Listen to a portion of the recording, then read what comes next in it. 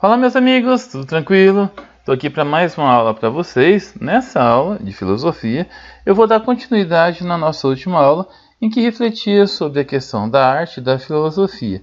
Nessa aula, a gente vai refletir um pouquinho sobre a filosofia e a arte durante o período medieval. Então, vamos lá? Bom, o objetivo da aula de hoje é entender as principais características da arte e também da filosofia durante o período medieval.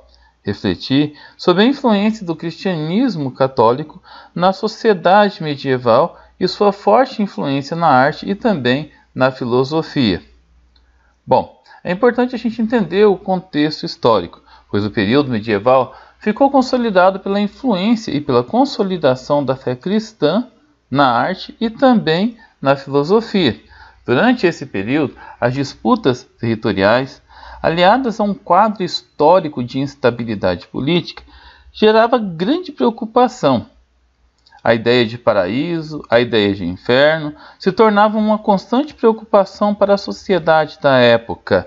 A vida depois da morte, a questão do purgatório. Todas essas questões, assinaladas pela Igreja e também assimilada pelos povos, colocava para os intelectuais da época a questão relativa à produção artística, sua funcionalidade ou também a sua formatividade. No caso da função, pretendia-se que a arte fosse um elemento de evangelização, de afirmação dos princípios cristãos. Em nome da fé em Cristo, as iniciativas deveriam ser variadas no campo das artes.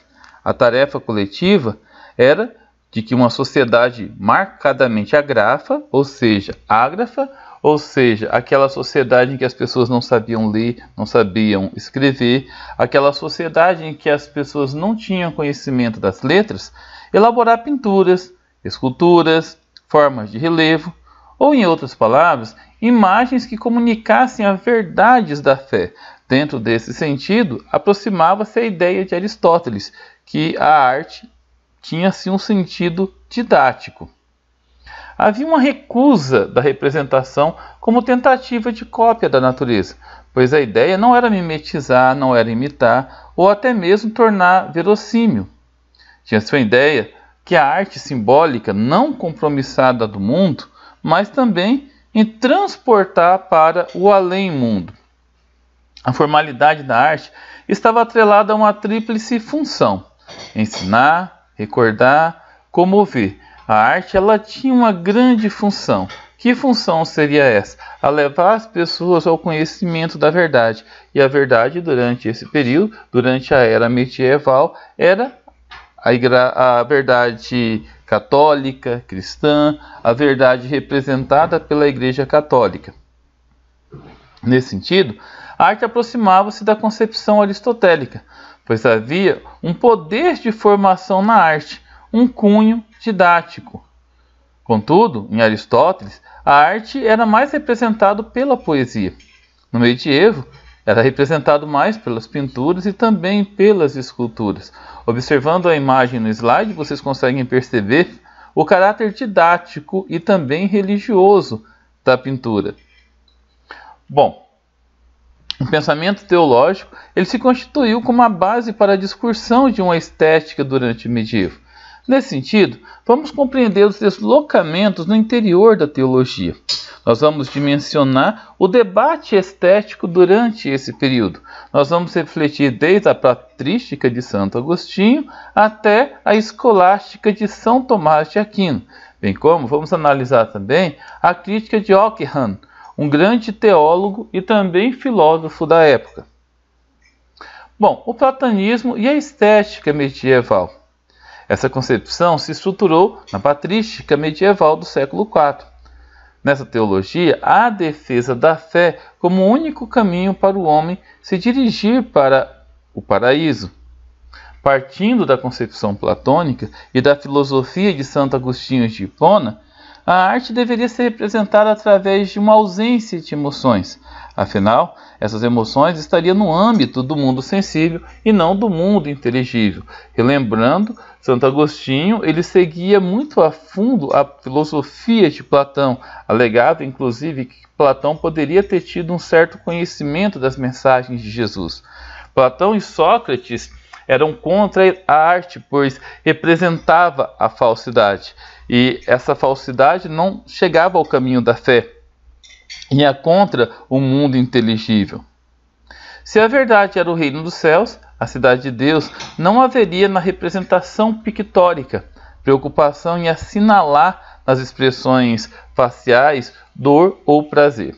Aqui nós temos a representação do anjo Gabriel e também do diabo. O diabo tenta trapacear para ganhar a alma do homem. Outra análise feita dessa representação pictórica é sobre a própria cor do diabo, a cor mais escura, que segundo alguns especialistas demonstravam assim a questão do preconceito relacionado à cor da pele. Outra característica que a gente pode observar são as expressões faciais. Não se nota emoções nas expressões, muito característica da arte na época, durante o período. Já durante o período medieval, nós podemos observar uma grande influência do aristotelismo. O desenvolvimento material, o renascimento comercial, a expansão árabe, a circulação de saberes, entre vários outros aspectos, influenciaram a produção artística medieval. Durante esse período, entre os séculos XII até o início do século XIV, a Igreja, em especial São Tomás de Aquino, foi influenciado pela escolástica. Eles deliberavam favoravelmente a conciliação entre a fé e a razão. O mundo estava mudando e a razão passa a ser uma verdade. As pessoas estão mais por dentro da sabedoria. O homem passa a ser o centro das coisas. Surge a ideia do antropocentrismo.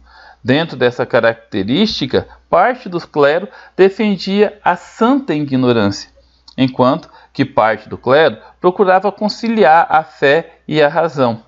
A proposta aristotélica, assumida pela Igreja e abraçada por São Tomás de Aquino, abraçava o mundo material como aquele produzido por Deus e, portanto, também divino. Pode-se observar nas esculturas, nas pinturas, durante esse período, que elas revelavam um pouco de emoção, mas sempre uma emoção controlada, equilibrada, sem excesso. O nominalismo de Ockham e a arte. Guilherme de Ockham, padre, bispo católico, questionou o método escolástico, assinalando a experiência como o único meio razoável para o entendimento da natureza. Ele se indispôs com o papado ao defender a subordinação da Igreja às organizações estatais. Havia-se um certo rompimento da Igreja durante esse período, no começo do século XV, com a monarquia francesa da época, ainda mais com a época, Filipe XIV, também conhecido como Filipe o Belo. Na teologia defendida por Ockham, a ideia da razão não podia explicar a existência de Deus. Para o estudioso, cada indivíduo é único.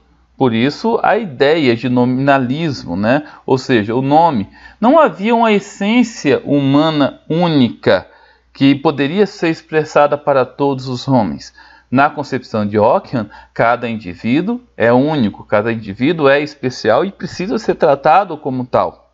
Isso implicava, em termos estéticos, a afirmação do mundo material e do indivíduo, enquanto ser insubstituível por qualquer nome. E a arte defendia, ou deveria, se incumbir de assim afirmá-lo em sua condição concreta. A arte deveria representar essa condição insubstituível do homem.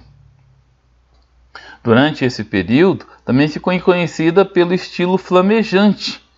Durante esse período que foi a última fase do estilo gótico, nós conseguimos observar várias emoções nos rostos das pessoas. Gargalhadas, desespero, dor, além de muita agitação e movimento. Então, essa característica chamada de flamejante, ou seja, de emoções muito fortes por parte do homem, por parte do ser humano, é o que representava aquilo que Ockham defendia, pois o homem era único, ele era exclusivo, ele era dotado de emoções. Bom, pessoal, é isso aí. Espero que vocês tenham curtido. Essa foi a minha segunda aula. relacionado à filosofia e à arte. É bem provável que tenhamos mais 2 ou 3 aulas nesse sentido até a gente concluir o material. Se vocês assistiram até aqui é porque vocês gostaram. Então não esqueçam de curtir e de compartilhar. Fiquem com Deus e até a próxima.